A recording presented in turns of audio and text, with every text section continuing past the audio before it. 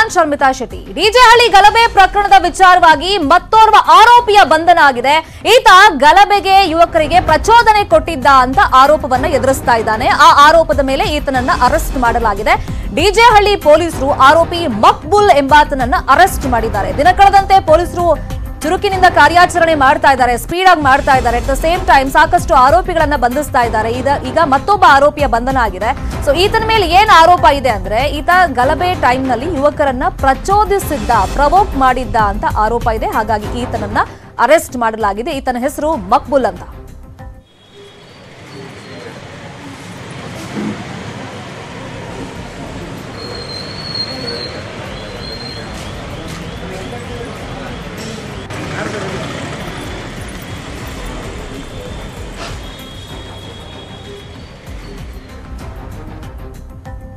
ಸಾಕಷ್ಟು ವಿಡಿಯೋಗಳನ್ನ ಪರಿಶೀಲನೆ ಮಾಡಿದ್ದಾರೆ ಸಿಸಿಬಿ ಅಧಿಕಾರಿಗಳು. ಮತ್ತೆ ಯಾರೆಲ್ಲ ಈ ತರ ಪ್ರಚೋದನೆ ಕೊಟ್ಟಿದ್ದಾರೆ, ಕರೆ ಕೊಟ್ಟಿದ್ದಾರೆ, ಗಲಭೆ ದಿನ ಬಲವಂತವಾಗಿ ಅಂಗಡಿ ಮುಂಗಟ್ಟುಗಳನ್ನ ಈತ ಮುಚ್ಚಿಸಿದಂತೆ, ಸ್ಟೇಷನ್ ಮುಂಭಾಗದ ಅಂಗಡಿ ಮುಂಗಟ್ಟು ಮುಚ್ಚಿಸಿದ್ದ ಅಂತ ಈತನ ಮೇಲೆ ಆರೋಪ ಇರೋದು. ಇನ್ನು ಅಂಗಡಿ ಕ್ಲೋಸ್ ಯಾರೆಲ್ಲ ಮಾಡಿರ್ಲಿಲ್ಲ ಆ ಟೈಮ್ ನಲ್ಲಿ ಅವ್ರಿಗೆಲ್ಲ ಧಮ್ಕಿ ಹಾಕಿದ್ನಂತೆ. ಸೊ ಆ ಎಲ್ಲ ಆರೋಪದ ಮೇಲೆ ಮಕ್ಬುಲ್ಲನ್ನ ಅರೆಸ್ಟ್ ಮಾಡಲಾಗಿದೆ. ಕಿಡಿಗೇಡಿಗಳ ಜೊತೆ ಸೇರಿ ಕಲ್ಲನ್ನು ಕೂಡ ಈತ ಎಸ್ತಿದ್ದಂತೆ. ಉದ್ರಿಕ್ತರ ಗುಂಪಿನಲ್ಲಿ ಪುಂಡಾಟವನ್ನ ಈತ ನಡೆಸಿದ್ದ. ಶಾಸಕರ ಮನೆ ಬಳಿಯ ಗಲಭೆಯಲ್ಲೂ ಕೂಡ ಈತ ಪಾಲ್ಗೊಂಡಿದ್ದ ಅನ್ನೋದು ಸಾಕ್ಷಿ ಸಮೇತ ಪೊಲೀಸರಿಗೆ ಸಿಕ್ಕಿದೆ. ಮನೆಗೆ ನುಗ್ಗಿ ರಾಡ್ನಿಂದ ಪೀಠೋಪಕರಣವನ್ನ ಈತ ಧ್ವಂಸ ಮಾಡಿದ. ಬಿಜೆಪಿ ಮುಖಂಡ ಮುನೇಗೌಡ ಮನೆ ಬಳಿಯೂ ಕೂಡ ಈತ ಹೋಗಿದ್ದಂತೆ ದಾಂಧಲೆಯನ್ನ ಮಾಡಿದ. ದೃಶ್ಯಾವಳಿಯೆಲ್ಲ ಪರಿಶೀಲನೆ ಮಾಡಿದ ಮೇಲೆ ಆರೋಪಿ ಮಕ್ಬುಲ್ನನ್ನ ಪೊಲೀಸರು ಅರೆಸ್ಟ್ ಮಾಡಿದ್ದಾರೆ.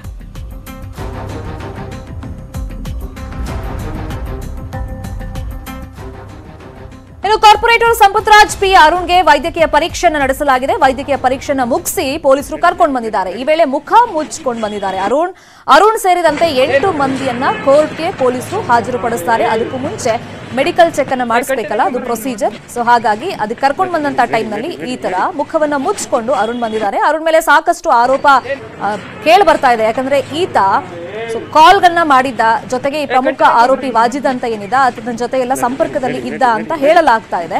ಜೊತೆಗೆ ಒಂದಿಷ್ಟು ಸಾಕ್ಷಿಗಳು ಸಮೇತ ಈಗ ಪೊಲೀಸರಿಗೆ ಸಿಕ್ಕಿರೋದ್ರಿಂದ ವಿಚಾರಣೆಯನ್ನ ಮಾಡ್ತಾ ಇದ್ದಾರೆ.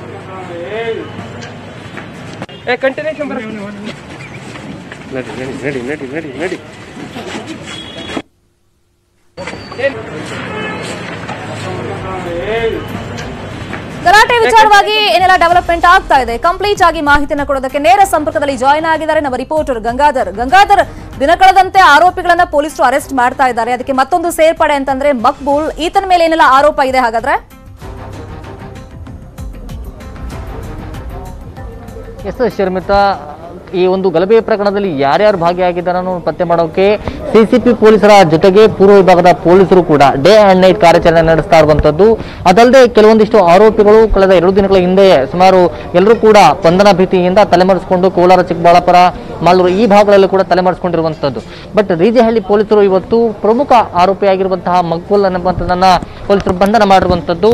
ಅದು ಗಲಭೆ ದಿನ ಅಂದ್ರೆ ಆಗಸ್ಟ್ 11ರ ರಾತ್ರಿ ಈ ಮಕ್ಬುಲ್ ಡಿಜೆಹಳ್ಳಿಯ ಸ್ಟೇಷನ್ನ ಮುಂಭಾಗದಲ್ಲಿ ಉದ್ರಿಕ್ತರ ಗುಂಪಿನಲ್ಲಿದ್ದ. ಅಲ್ಲಿ ಗಲಾಟೆಯ ಸಂದರ್ಭದಲ್ಲಿ ಸ್ಟೇಷನ್ ಮೇಲೆ ಕಲ್ಲುಗಳನ್ನ ಕಿಡಿಗೇಡಿ ಜೊತೆಗಳು ಎಸೆದು, ಅದ ನಂತರ ಇಲ್ಲಿ ಗಲಾಟೆ ಆದಂತಹ ಸಂದರ್ಭದಲ್ಲಿ ಮತ್ತೆ ಅಲ್ಲಿ ಶಾಸಕರ ಮನೆಯ ಬಳಿ ಹೋಗಿಯೂ ಅಲ್ಲೂ ಕೂಡ ಗಲಭೆಯಲ್ಲಿ ಪಾಲ್ಗೊಂಡು ಅಲ್ಲಿ ಉದ್ರಿಕ್ತರ ಗುಂಪಿನಲ್ಲಿ ಪೀಠೋಪಕರಣನೆಲ್ಲ ಧ್ವಂಸ ಮಾಡಿ ನಂತರ ಬಿಜೆಪಿ ಮುಖಂಡ ಆಗಿರುವಂತಹ ಮುನೇಗೌಡರ ಮನೆಯ ಬಳಿ ಕೂಡ ದಾಂಧಲೆ ಮಾಡಿದ್ದ ಅನ್ನೋದು ಈಗ ಆತನ ಮೇಲೆ ಇರುವಂತದ್ದು. ಬಟ್ ಅದಲ್ಲದೆ ಸಿಸಿಟಿವಿ ಆ ಒಂದು ದೃಶ್ಯಾವಳಿ, ಅದಲ್ಲದೆ ಕೆಲವೊಂದಿಷ್ಟು ವಿಡಿಯೋ ಫುಟೇಜ್ಗಳನ್ನ ನೋಡಿದಂತಹ ಸಂದರ್ಭದಲ್ಲಿ ಈ ಮಕ್ಬುಲ್ನ ಓಡಾಟ 3 ಕಡೆಗಳಿರುವಂತದ್ದು ಗೊತ್ತಾಗಿರುವಂತದ್ದು. ಸದ್ಯ ಈತನನ್ನ ಈಗ ಪೊಲೀಸರು, ಡಿಜೆಹಳ್ಳಿಯ ಪೊಲೀಸರು ವಶಕ್ಕೆ ಪಡೆದು ಹೆಚ್ಚಿನ ವಿಚಾರಣೆ ಕೂಡ ನಡೆಸ್ತಾ ಇರುವಂತದ್ದು. ಆತನನ್ನ ಯಾರು ಪ್ರವೋಕ್ ಮಾಡಿದ್ರು ಅಂತ.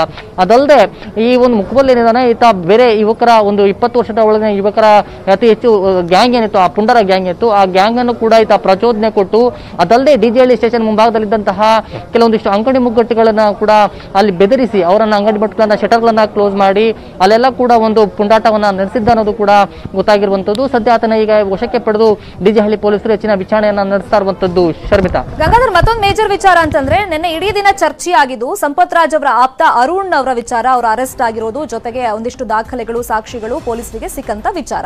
ಸೊ ಇವತ್ತಿನೇನು ಸ್ವಲ್ಪ ಹೊತ್ತಿಗೆ ಕೋರ್ಟಿಗೆ ಪ್ರೊಡ್ಯೂಸ್ ಮಾಡ್ತಾರೆ ಅಂತ ಗೊತ್ತಾಗಿದೆ. ಸೊ ಈ ಟೈಮ್ ನಲ್ಲಿ ಆತ ಮುಖವನ್ನ ಮುಚ್ಕೊಂಡಿದ್ದ. ಮೆಡಿಕಲ್ ಚೆಕಪ್ಗೆ ಕರ್ಕೊಂಡು ಬಂದಂತ ಟೈಮ್ ನಲ್ಲಿ ಆತನ ವಿಚಾರಣೆ ಅಂದ್ರೆ ಆ ವಿಚಾರವಾಗಿ ಏನಾದರೂ ಇನ್ಫಾರ್ಮೇಶನ್ ಸಿಕ್ಕಿದೆಯಾ ಗಂಗಾಧರ್? ಎಸ್ ಶರ್ಮಿತಾ, ಈಗ ಏನು ಸಂಪತ್ ರಾಜ್ ಅವರ ಆಪ್ತ ಇರುವಂಥ ಅರುಣನ್ನ ನಿನ್ನೆಯಿಂದಲೂ ಕೂಡ ಹೆಚ್ಚಿನ ವಿಚಾರಣೆಗೆ ಪೊಲೀಸರು ಒಳಪಡಿಸಿರುವಂಥದ್ದು. ಈ ಗಲಭೆಯಲ್ಲಿ ಆ ಒಂದು ಸಂದರ್ಭದಲ್ಲಿ ಯಾರ್ಯಾರಿಗೆ ಕರೆಗಳನ್ನು ಮಾಡಿದ್ದ ಅನ್ನೋದು ಈಗ ಐಡೆಂಟಿಫೈ ಮಾಡ್ತಾ ಇರುವಂಥದ್ದು. ಯಾಕಂದರೆ ಕೆಲವೊಂದಿಷ್ಟು ಕರೆಗಳನ್ನು ಮತ್ತು ಯಾರ್ಯಾರಿಗೆ ವಾಟ್ಸಪ್ ಮೆಸೇಜ್ಗಳನ್ನು ಮಾಡಿದ್ದ ಅದೊಂದಿಷ್ಟು ಡಿಲೀಟ್ ಮಾಡಿರುವ ಹಿನ್ನೆಲೆಯಲ್ಲಿ ಆ ಡೇಟಾ ರಿಟ್ರೈವ್ ಮಾಡೋಕ್ಕೆ ಈಗ CCBಯ ತಾಂತ್ರಿಕ ವಿಭಾಗಕ್ಕೆ ಅವರ ಮೊಬೈಲನ್ನು ಕಳಿಸಿರುವಂಥದ್ದು. ಆ ಜೊತೆಗೆ ಸಂಪತ್ ರಾಜ್ ಅವರ ಮೊಬೈಲನ್ನು ಕೂಡ ಕಳಿಸಿದ್ದಾರೆ. ಈ ಒಂದು ಅರುಣ್ ರಾಜ್ ಏನಿದ್ದಾನೆ, ಈತ ಎಸ್ಟಿಪಿಐನ ಮುಜಾಮಿಲ್ ಪಾಷಾ ಸೇರಿದಂತೆ ಸುಮಾರು 4 ಜೊತೆ ಸಂಪರ್ಕದಲ್ಲಿದ್ದ. ಗಲಭೆಯ ಸಂದರ್ಭದಲ್ಲಿ ಎಲ್ಲ ಕೂಡ ಕರೆಗಳನ್ನು ವಾಟ್ಸಪ್ ಮೂಲಕ ಕರೆಗಳನ್ನು ಮಾಡ್ಕೊಂಡದಲ್ಲದಲ್ಲದೆ ಅದು ಬೇರೆಯವರಿಗೆ ಕೂಡ ಅದೇ ಸಂದರ್ಭದಲ್ಲಿ ಗಲಭೆ ಸಂದರ್ಭದಲ್ಲಿ ಫೋಟೋಗಳನ್ನು ಅಂತ ಶೇರ್ ಮಾಡ್ಕೊಂಡಿದ್ರು ಇಬ್ಬರು ಅಂತ. ಅದಲ್ಲದೆ ಮುಜಾಮಿಲ್ ಸಹ ಒಂದು ವಿಡಿಯೋ ಫುಟೇಜನ್ನು, ಗಲಾಟೆ ವಿಡಿಯೋ ಫುಟೇಜನ್ನು ಸಹ ಕಳಿಸಿದ್ದ ಅಂತ.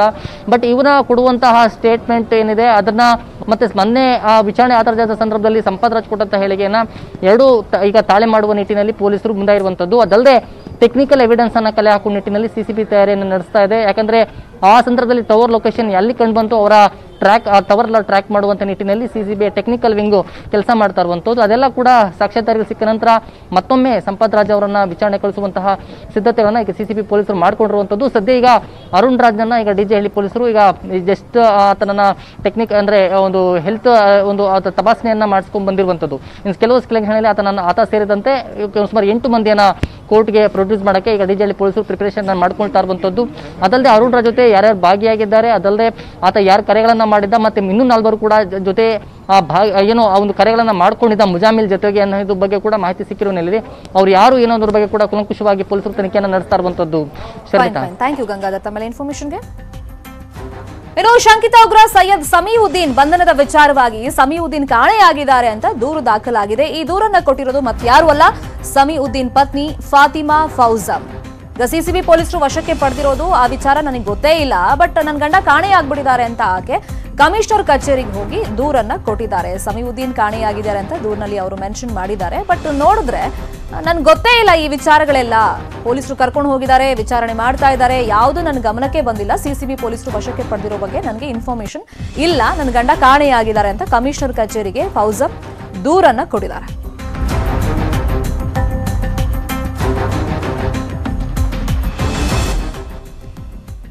ಈಗ ಸಮೀವುದ್ದೀನ್ ವಿಚಾರವಾಗಿ ನಿನ್ನೆ ಸಾಕಷ್ಟು ಚರ್ಚೆ ಆಗ್ತಾ ಇತ್ತು. ಯಾಕಂದ್ರೆ ಕೇವಲ ಈ ಗಲಾಟೆ ವಿಚಾರ ಫೇಸ್ಬುಕ್ ಪೋಸ್ಟ್ ನಿಂದ ಅಷ್ಟೇ ಆಗಿರೋದಿಲ್ಲ. ಇದೊಂದು ಪ್ರೀ ಪ್ಲಾನ್, ಅಂದ್ರೆ ಬೇರೆ ಬೇರೆ ರೀತಿಯಲ್ಲಿ ಅವಕಾಶವನ್ನ ಒಂದಿಷ್ಟು ಕಿಡಿಗೇಡಿಗಳು ಹುಡುಕ್ತಾ ಇದ್ರು. ಅದರಲ್ಲಿ ಸಮೀವುದ್ದೀನ್ ಕೂಡ ಒಬ್ಬ.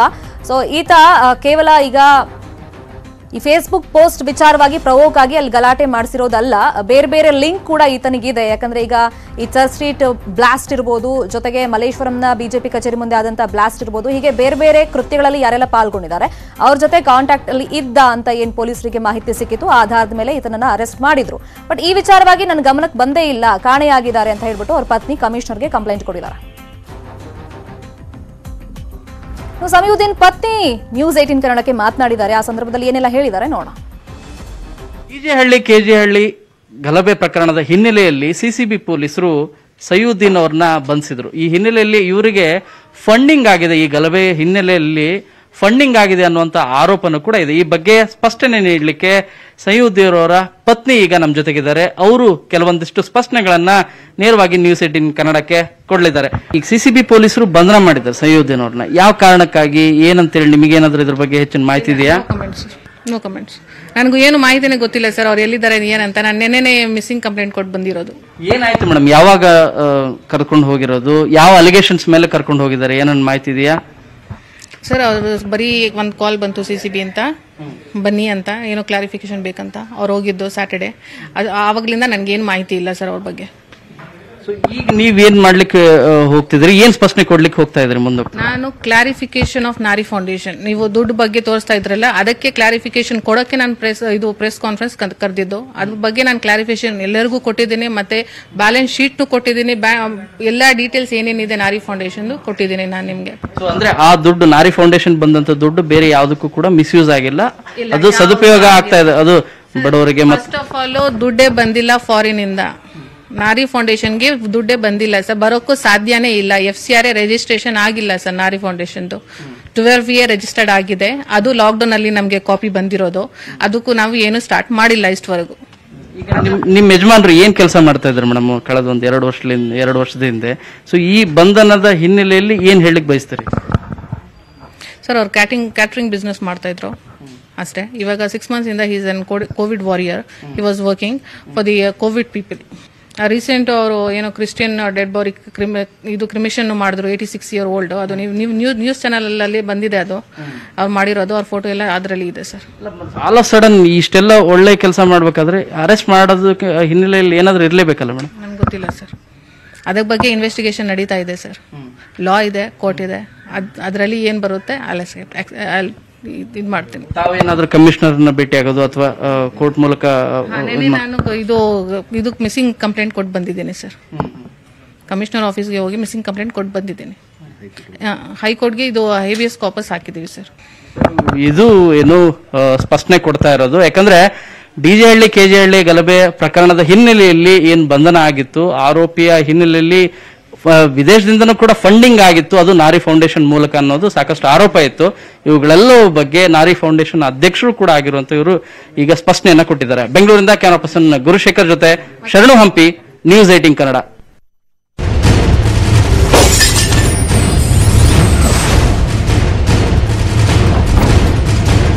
ಅರಬ್ಬಿ ಸಮುದ್ರದಲ್ಲಿ ಮೀನುಗಾರಿಕೆ ಬೋಟ್ ಮುಳುಗಡೆಯಾಗಿದೆ ಅನ್ನೋ ಮಾಹಿತಿ ಲಭ್ಯವಾಗ್ತಾ ಇದೆ. ಹಳದಿಪುರದ ಆಳ ಸಮುದ್ರದಲ್ಲಿ ಬೋಟ್ ಮುಳುಗಡೆಯಾಗಿದೆ. ಉತ್ತರ ಕನ್ನಡ ಜಿಲ್ಲೆಯ ಹೊನ್ನಾವರ ತಾಲೂಕಿನ ಹಳದಿಪುರದಲ್ಲಿ ಈ ತರ ಘಟನೆ ಆಗಿರೋದು. ಈಗ ಬೋಟ್ ಡ್ರೈವರ್ ಸೇರಿದಂತೆ 5 ಮೀನುಗಾರರು ಈ ಸಂದರ್ಭದಲ್ಲಿ ಪಾರಾಗಿದ್ದಾರೆ ಅಂತ ಗೊತ್ತಾಗಿದೆ. ಅರಬ್ಬಿ ಸಮುದ್ರದಲ್ಲಿ ಮೀನುಗಾರಿಕೆ ಬೋಟ್ ಮುಳುಗಡೆ ಆಗಿರೋದು ಹೇಳಿ ಕೇಳಿ ಇದು ಹಳದಿಪುರದ ಆಳ ಸಮುದ್ರದಲ್ಲೇ ಮುಳುಗಡೆ ಆಗಿದೆ ಅಂತ ಇನ್ಫಾರ್ಮೇಶನ್ ಸಿಕ್ಕಿದೆ. ಬೋಟ್ ಡ್ರೈವರ್ ಸೇರಿದಂತೆ 5 ಮೀನುಗಾರರು ಈ ಸಂದರ್ಭದಲ್ಲಿ ಪಾರಾಗಿದ್ದಾರೆ. ಉತ್ತರ ಕನ್ನಡ ಜಿಲ್ಲೆಯ ಹೊನ್ನಾವರ ತಾಲೂಕಿನ ಹಳದಿಪುರದಲ್ಲಿ ಈ ತರ ಘಟನೆ ಆಗಿರೋದು. ಇನ್ನು ಮೀನುಗಾರರನ್ನ ರಕ್ಷಣೆ ಮಾಡಿರೋದು ಯಾರು ಅಂತಂದ್ರೆ ಇನ್ನೊಂದು ಬೋಟ್ ನಲ್ಲಿ ಇದ್ದಂತ ಮೀನುಗಾರರು.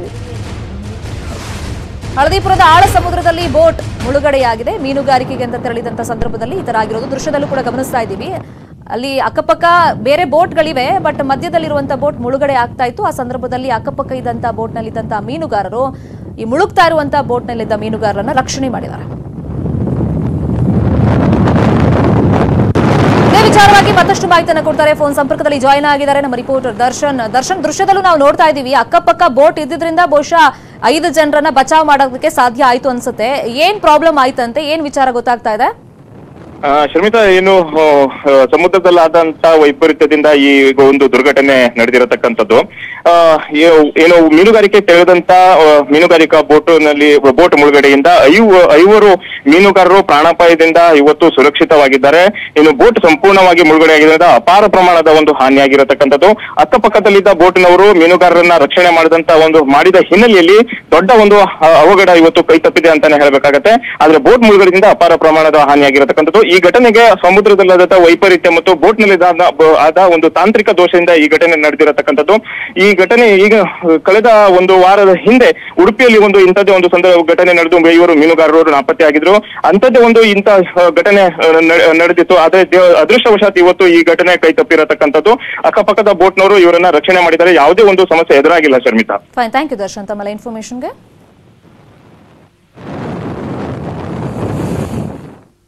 ಮತ್ತಷ್ಟು ಅಪ್ಡೇಟ್ಸ್ ಬ್ರೇಕ್ ಆದ್ಮೇಲೆ.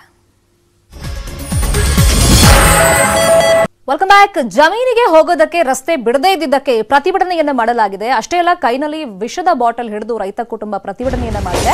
ಇಳಕಲ್ ತಹಶೀಲ್ದಾರ್ ಎದುರೇ ನ್ಯಾಯಕ್ಕಾಗಿ ಕುಟುಂಬ ಗೋಗರೆದಿದೆ. ಯಾವ ವಿಚಾರಕ್ಕೆ ಅಂತಂದ್ರೆ ಜಮೀನಿಗೆ ಹೋಗೋದಕ್ಕೆ ರಸ್ತೆ ಬಿಟ್ಟಿಲ್ಲ ಅನ್ನೋ ಕಾರಣಕ್ಕೆ ಈ ತರ ಪ್ರತಿಭಟನೆ ಮಾಡಿರೋದು. ಕೈಯಲ್ಲಿ ವಿಷದ ಬಾಟಲ್ ಅನ್ನ ಹಿಡಿದು ರೈತ ಕುಟುಂಬ ಪ್ರತಿಭಟನೆಯನ್ನ ಮಾಡಿದೆ. ಈ ಘಟನೆ ನಡೆದಿರೋದು ಬಾಗಲಕೋಟೆ ಜಿಲ್ಲೆ ಇಳಕಲ್ ನಗರದಲ್ಲಿ. ಬಿಜೆಪಿ ಮುಖಂಡ ಜಿಪಿ ಪಾಟೀಲ್ ವಿರುದ್ಧ ಈ ಕುಟುಂಬಸ್ಥರು ಆರೋಪವನ್ನ ಮಾಡಿದ್ದಾರೆ, ದೂರನ್ನ ಕೊಟ್ಟಿದ್ದಾರೆ. ಸಾಕಷ್ಟು ವರ್ಷಗಳ ಹಿಂದೆನೆ ನಾವು ಮನವಿಯನ್ನ ಸಲ್ಲಿಕೆ ಮಾಡಿದೀವಿ, ಆದ್ರೂ ಕೂಡ ದಾರಿಯನ್ನ ಬಿಟ್ಕೊಟ್ಟಿಲ್ಲ ನಮ್ಮ ಜಮೀನಿಗೆ ಹೋಗೋದಕ್ಕೆ ಅಂತ ಈ ಕುಟುಂಬಸ್ಥರು ಆರೋಪವನ್ನ ಮಾಡಿರೋದು. ಇಷ್ಟು ದಿನ ಪಾಪ ಕಾದಿದ್ದಾರೆ, ಮನವಿನೂ ಕೊಟ್ಟಿದ್ದಾರೆ ಸಾಕಷ್ಟು ವರ್ಷಗಳ ಹಿಂದೆನೆ, ಆದ್ರೆ ಏನು ಪ್ರಯೋಜನ ಆಗಿಲ್ಲ. ಸೊ ಅದಕ್ಕೋಸ್ಕರ ಇಳಕಲ್ ತಹಶೀಲ್ದಾರ್ ಕಚೇರಿ ಮುಂದೆನೆ ಬಂದು ಇವತ್ತು ಪ್ರತಿಭಟನೆಯನ್ನ ಮಾಡಿದ್ದಾರೆ. ಕಮಿಷನರ್ ಆಗಲಿ ಇಲ್ಲಿವರೆಗೂ ಯಾವುದೇ ಕ್ರಮವನ್ನು ತೆಗೆದುಕೊಂಡಿಲ್ಲ. ಯಾಕಂತಂದ್ರೆ ಮೇಲಾಧಿಕಾರಿಗೆ ಇವರು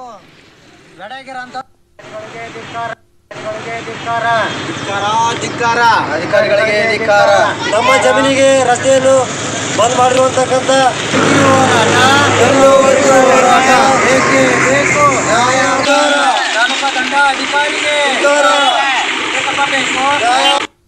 ತಾಲೂಕು ಆಡಳಿತಕ್ಕೆ ಮತ್ತು ಉಪಭಾಗ ತಹಶೀಲ್ದಾರಿಗೆ ಮತ್ತು ಆಯುಕ್ತರಿಗೆ ಮತ್ತು ಇಳಕಲ್ ಠಾಣೆಗೆ ಅವರು ಬಾಯ್ ಹ್ಯಾಂಡ್ ಮುಖಾಂತರ ಮತ್ತು ಅವರಿಗೆ ರಿಜಿಸ್ಟರ್ ಪೋಸ್ಟ್ ಮುಖಾಂತರ DC ಅವರು ಕಳಿಸಿದ್ರು ಕೂಡ ತಾಲೂಕು ಆಡಳಿತ ಆಗಲಿ ಮತ್ತು ಕಮಿಷನರ್ ಆಗಲಿ ಇಲ್ಲಿವರೆಗೂ ಯಾವುದೇ ಕ್ರಮವನ್ನು ತೆಗೆದುಕೊಂಡಿಲ್ಲ. ಯಾಕಂತಂದ್ರೆ ಮೇಲಾಧಿಕಾರಿಗೆ ಇವರು ಗಡಾಗಿರ ಅಂತ. ಈ ಬಗ್ಗೆ ಮಾತಾಡೋದಕ್ಕೆ ನೊಂದಿರುವಂತ ರೈತರಾಗಿರುವಂತ ಬಸವನಗೌಡ ಪಾಟೀಲ್ ಅವರು ನಮ್ಮ ಜೊತೆ ಫೋನ್ ಲೈನ್ ಅಲ್ಲಿ ಜಾಯಿನ್ ಆಗಿದ್ದಾರೆ. ಪಾಟೀಲ್ರೆ, ಏನ್ ಸಮಸ್ಯೆ ಆಗಿದೆ? ಎಷ್ಟು ವರ್ಷಗಳಿಂದ ಈ ತರ ದಾರಿ ಬಿಟ್ಕೊಟ್ಟಿಲ್ಲ ನಿಮ್ಗೆ? ಸರ್ ನಮಸ್ಕಾರ ರೀ. ನಮಸ್ತೆ ಸರ್. ನಮ್ದು ಇಲ್ಕಲ್ ಗ್ರಾಮದ ಸರ್ವೆ ನಂಬರ್ ಸರ್. ನಮ್ದು 32 ಎಕರೆ ಐತ್ರಿ ಒಟ್ಟ ನಮ್ ಜಮೀನು, ನಮ್ಮ ಕುಟುಂಬದ್ದು. ನಮ್ಮ ಕುಟುಂಬದ ಜಮೀನು ಸುತ್ತಲೂ GP ಪಾಟೀಲ್ ಅಂತ ಹೇಳ್ರಿ, ಅವರು ಬಿಜೆಪಿಯ ಪ್ರಭಾವಿ ಮುಖಂಡ್ರಿ. ಅವರು ನಮ್ಮ ಜಮೀನು ಸುತ್ತಲೂ ಅವ್ರು 100 ಎಕರೆ ಜಮೀನು ಇದಾವೆ ಮೇಡಮ್ ಅವರ. ಇಟ್ಟಿದ್ದಾಗ ನಮಗ ಅವರು ಈಗ 5-6 ವರ್ಷದಿಂದಲೇ ಕಿರಿಕಿರಿ ಮಾಡ್ತಿದ್ರಿ. ಆದ್ರೆ ಸುಮ್ಮನೆ ಇದ್ರು, ಹೋಗಕ ಬರಕ ಬೇಯ್ತಿದ್ರು, ನಾವು ಬೇಯ್ಕೊಂಡು ಹೋಗ್ತಿದ್ವಿ. ಆದ್ರೆ ಈ 3 ತಿಂಗಳಿಂದ ಪೂರಾ ಬಂದ್ ಮಾಡಿದ್ದಾರೆ ಮೇಡಮ್ ಅವರ. ಅವ್ರ ಜಮೀನ್ ದಾಟಿ ನಿಮ್ ಜಮೀನಿಗೆ ಹೋಗ್ಬೇಕಾ? ಎಲ್ಲಿ ಹೋದ್ರು ಒಟ್ಟು ಅವ್ರ ಜಮೀನ್ ದಾಟ್ಕೊಂಡು ನಮ್ಮ ಜಮೀನಿಗೆ ಅವ್ರನ್ನೇನಾದ್ರೂ ಭೇಟಿ ಮಾಡಿದ್ರ ನೀವು ಈ ತರ ಸ್ವಲ್ಪ ದಾರಿ ಬಿಟ್ಕೊಡಿ ಅಂತ ಕೇಳಕ್ಕೆ? ಅವ್ರಿಗೆ ನಾವು ಈ ವಿಷಯವಾಗಿ ಅವ್ರ ಮನೆಗೆ ಹೋಗಿ ಭೇಟಿ ಮಾಡಿದಿವ್ರಿ. ಅವ್ರಿಗೆ ಕಾಲ್ ಹಿಡ್ಕೊಂಡು ಕೇಳಿದಿವ್ರಿ. ಏನಂದ್ರು? ಇಲ್ಲ, ನಮ್ಗ ಕಾನೂನು ಪ್ರಕಾರ ವಹಿವಾಟು ರಸ್ತೆ ನೀವು ಕೊಡ್ಲೇಬೇಕು, ಒಂದ್ ರಸ್ತೆ ಕೊಡ್ರಿ ಅಂತ ಮನವಿ ಮಾಡ್ಕೊಂಡಿವ್ರಿ. ಅವ್ರು ಅದಕ್ಕೆ ಏನ್ ಹೇಳ್ತಾರಂದ್ರೆ, ಇಲ್ಲ ನಮ್ಮ ಹೊಲದಾಗ ನಿಮ್ ರಸ್ತಾನ ಕೊಡಂಗಿಲ್ಲ, ನಾವು ನೀವು ನಮ್ಮ ಹೊಲಕ್ ಬಂದ್ರ ನೀವು ಬಡಿತೀವಿ ಕಡಿತೀವಿ ಅಂತ ನಮ್ಗ ಧಮಕಿ ಮಾಡಿದಿರಿ ಅವ್ರ ಮನ್ಯಾಗ. ಇವು ಸರ್ ಅವ್ರು ನಮಗ ಈಗ ಯಾಕ ಭೂಮಿ ಹರ್ಕತ್ ಮಾಡ್ತಾರಂದ್ರಿ, ಅವರೇ ಧಮಕಿ ಹಾಕಿದ್ರ ಅವ್ರ ಕಡೆಯವ್ರು ಹಾಕಿದ? ಅವ್ರು ಹಾಕಿದಾರೆ, ಅವ್ರ ಕಡೆಯವ್ರನ್ನ ಹಾಕಿದಾರೆ. ಈ ವಿಷಯವಾಗಿ ನಾವು ಈಗ ತಹಶೀಲ್ದಾರ್ ಅವರಿಗೆ ಒಂದೇ ಸೆಕೆಂಡ್ ಹಂಗೆ ಲೈನ್ ಅಲ್ಲಿ ಇರಿ. ಪಾಟೀಲ್ರೆ, ನೀವು ಹೇಳಿದ್ರಲ್ಲ ಬಿಜೆಪಿ ಮುಖಂಡನ ಹೆಸರು GP ಪಾಟೀಲ್, ಅವರು ಫೋನ್ ಲೈನ್ ಅಲ್ಲಿ ಜಾಯಿನ್ ಆಗಿದ್ದಾರೆ. GP ಪಾಟೀಲ್ರೆ, ನಿಮ್ಮ ಮೇಲೆ ಗಂಭೀರ ಆರೋಪ ಮಾಡ್ತಾ ಇದೆ ಒಂದು ಕುಟುಂಬ. ಬಸನಗೌಡ ಪಾಟೀಲ್ ಅವರು ನಮ್ ಜೊತೆ ಲೈನ್ ಅಲ್ಲಿ ಇದ್ದಾರೆ. ನೀವೇನೋ ಧಮಕಿ ಹಾಕ್ಸಿದ್ರಂತಲ್ಲ, ನೀವು ಧಮಕಿ ಹಾಕಿದ್ರಂತಲ್ಲ, ಅವ್ರ ಜಮೀನಿಗೆ ಒಂದು ದಾರಿ ಬಿಟ್ಕೊಡಿ ಅಂತ ಕೇಳಿದಕ್ಕೆ ಏನ್ ಹೇಳ್ತೀರಿ ಇದಕ್ಕೆ? ಆಲ್ರೆಡಿ ಅವರು ಈ ಜಮೀನಿಗೆ ಬೇಕು ಅಂತ ಹೇಳಿ ಕೋರ್ಟಿಗೆ ಹೋಗಿ ಕೋರ್ಟ್ ನಲ್ಲಿ ಅರ್ಜಿ ಕಿತ್ತು ಹಾಕಿದ್ರಲ್ಲ, ಕೇಳ್ರಿ ಅವ್ರ ಮೊದಲು.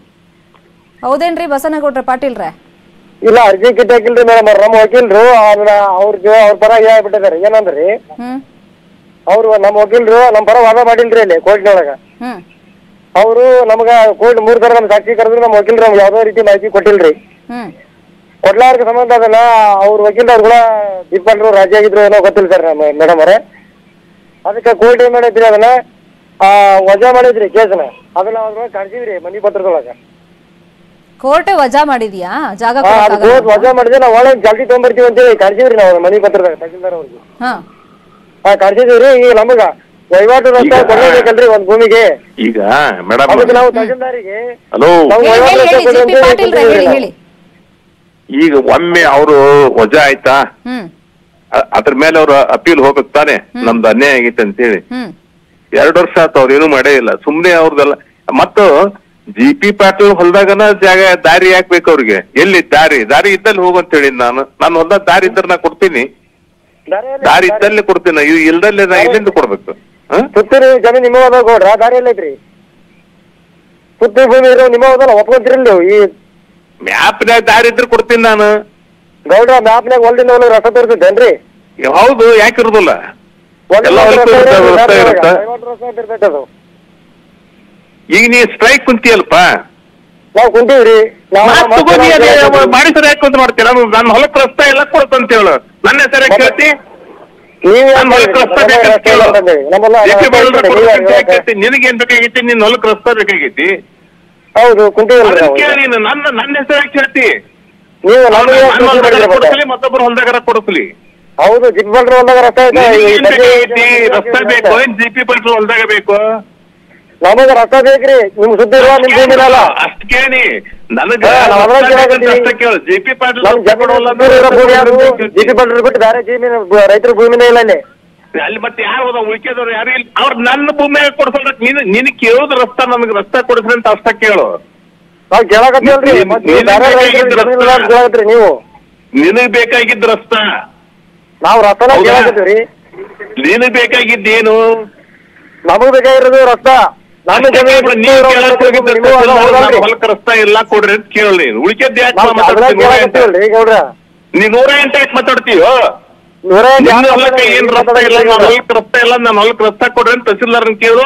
ಅವ ನನ್ನ ಹೊಲದಾಗ ರಸ್ತಾ ಕೊಟ್ರ ನಾ ಕೊಡಕ್ ತಯಾರದಿನ ಮುಂದ.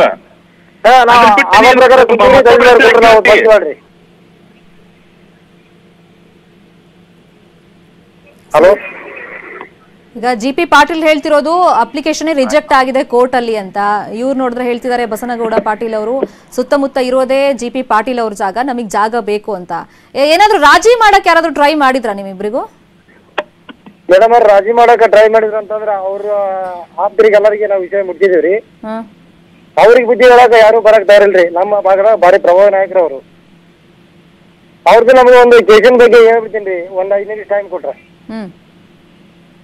ಹಲೋ ಜಿ.ಪಿ. ಪಾಟೀಲ್ ರೇ ಅಲ್ಲ, ಈಗ ಅವ್ರು ಹೇಳ್ತಿರೋದು ನಿಮಗೆ ಪ್ರಭಾವಿ ನಾಯಕ, ನೀವು ಆ ಪ್ರಭಾವವನ್ನ ಬಳಸ್ಕೊಂಡು ಧಮಕಿ ಹಾಕ್ತೀರಾ ನಮ್ ಕುಟುಂಬದವ್ರಿಗೆ ಅಂತ ಹೇಳ್ತಾರ ಅವರು. ರೀ ಸುಮ್ಮನೆ ಅವ್ರು ಹೇಳ್ತಾರ, ನೀವು ಕೇಳ್ತೀರಿ, ಏನು ಗೊತ್ತಿರ್ಲಾರ್ದ ನೀವು ಅಲ್ಲ, ಅದಕ್ಕೆ ನಾವ್ ನಿಮ್ಮ ಹತ್ರ ಕೇಳಿದ್ದು. ಅವ್ರು ಆರೋಪ ಮಾಡ್ತಾ ಇದಾರೆ, ನೀವು ಬಿಜೆಪಿ ನೋಡ್ರಲ್ಲೇ ಸುಮ್ಮನೆ ಅವ್ರು ಆರೋಪ ಮಾಡ್ತಾರೆ. ಯಾವನಾರ ಹೋಗೋ ಆರೋಪ ಮಾಡಿದ್ರೆ ನಿಮ್ ಮೇಲೆ ಆರೋಪ ಮಾಡ್ತಾರ ಕೇಳಿದ್ರೆ ಕೇಳಕ್ ಆಗತ್ತಾನೆ? ಅವ್ರಿಗೆ ಏನೇ ಹೇಳ್ತಾ ಆರೋಪ ಮಾಡ್ತಾರ, ಸುಮ್ನೆ ಆರೋಪ ಮಾಡಿದ್ರೆ ನಾನೇನ್ ಮಾಡಕ್ ಆಗುತ್ತೆ ಅದಕ್ಕೆ? ಸರಿ, ಒಂದೇ ಸೆಕೆಂಡ್. ತಹಶೀಲ್ದಾರ್ ಅವರು ಕೂಡ ನಮ್ ಜೊತೆ ಜಾಯಿನ್ ಆಗಿದ್ದಾರೆ ಫೋನ್ ಲೈನಲ್ಲಿ. ತಹಶೀಲ್ದಾರ್ ಅವರೇ, ಈಗ ಬಸನಗೌಡ ಪಾಟೀಲ್ ಅಂತ ಅವ್ರ ಫ್ಯಾಮಿಲಿ ಅವರು ನಿಮ್ ಕಚೇರಿ ಮುಂದೆನೆ ಧರಣಿ ಕೂತಿದ್ದಾರೆ.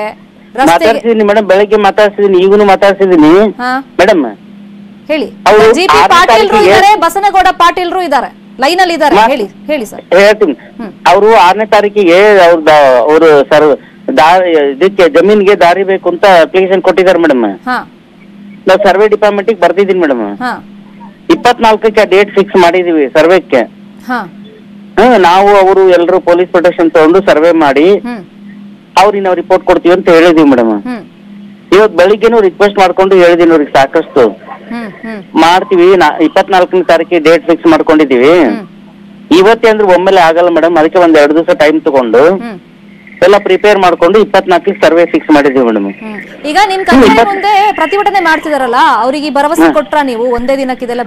ಮೇಡಮ್ ಹೇಳಿದೀನಿ, 24ಕ್ಕೆ ಸರ್ವೆ ಅಂತ ಹೇಳಿದೀನಿ. ಬಸನಗೌಡ ತಹಶೀಲ್ದಾರ್ ಲೈನ್ ಅಲ್ಲಿ ಇದ್ದಾರೆ, ಜಿ.ಪಿ. ಪಾಟೀಲ್ ರೇ ತಹಶೀಲ್ದಾರ್ ಲೈನ್ ಅಲ್ಲಿ ಇದ್ದಾರೆ.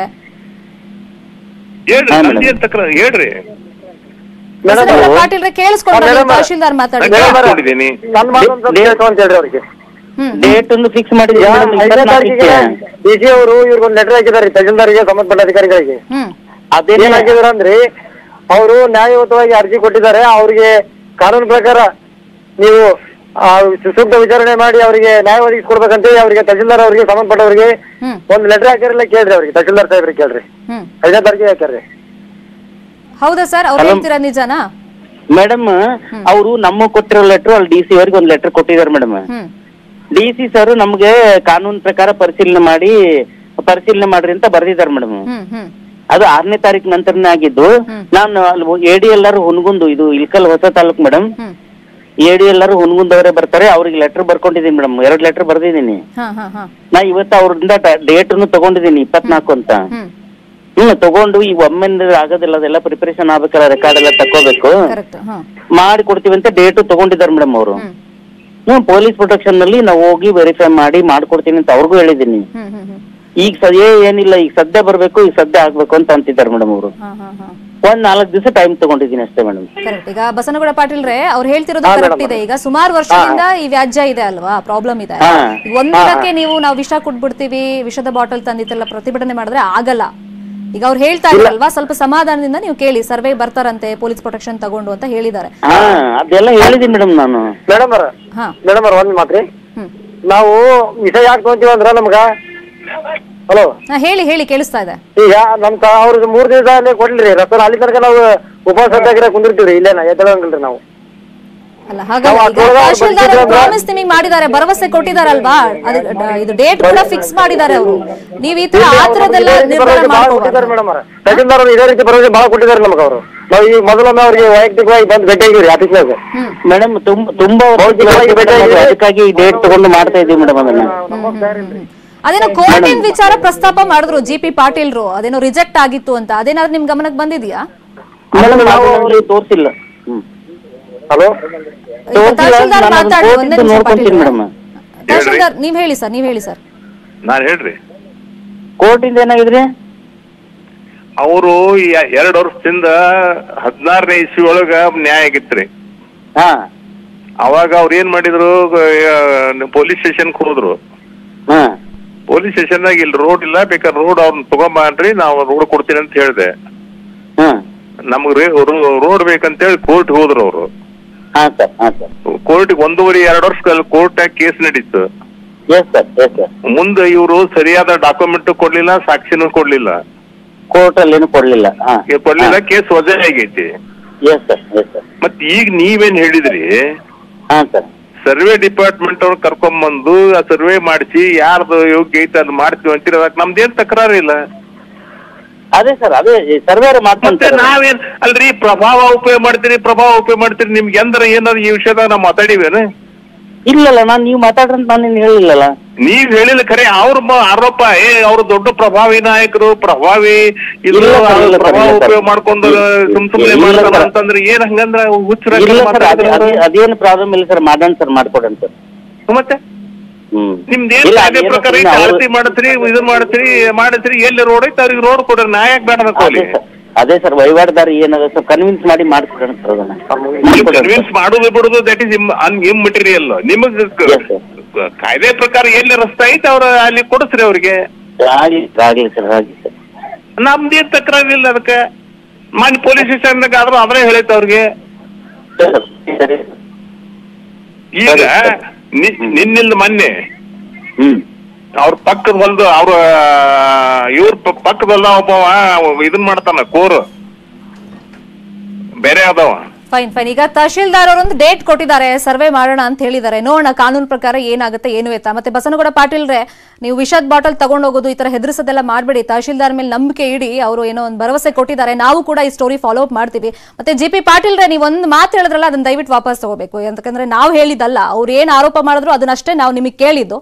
ಸೊ ನೀವು BJP ಮುಖಂಡರಿದ್ದೀರಿ, ಒಂದು ಜವಾಬ್ದಾರಿ ಸ್ಥಾನದಲ್ಲಿದ್ದೀರಿ, ಇದು ಹೌದಾ ಅಂತ ಅಷ್ಟೇ ನಾವು ಕೇಳಿದ್ದು. ನಾವೇನ್ ಡೈರೆಕ್ಟ್ ನಿಮ್ಮ ಮೇಲೆ ಆರೋಪ ಮಾಡಿಲ್ಲ ಸರ್. ನೀವು ಕೋಆಪರೇಟ್ ಮಾಡಿ ಒಂದು ಇತ್ಯರ್ಥಕ್ಕೆ ಬನ್ನಿ ಅಂತ ಕೇಳೋದಷ್ಟೇ ನಾವು ಮಾಡ್ತೀವಿ. ಖಂಡಿತ ಫಾಲೋ ಅಪ್ ಮಾಡ್ತೀವಿ ಸ್ಟೋರಿನ. ಥ್ಯಾಂಕ್ ಯು ಸೋ ಮಚ್ 3 ಜನಕ್ಕೆ ಮಾತಾಡೋದಕ್ಕೆ. ಇದು ಸದ್ಯದ ನ್ಯೂಸ್ ಅಪ್ಡೇಟ್ಸ್. ನೋಡ್ತಾರೆ ನ್ಯೂಸ್ 18 ಕನ್ನಡ. ಜಾಲ ನಮ್ಮದು, ಬಲ ನಿಮ್ಮದು.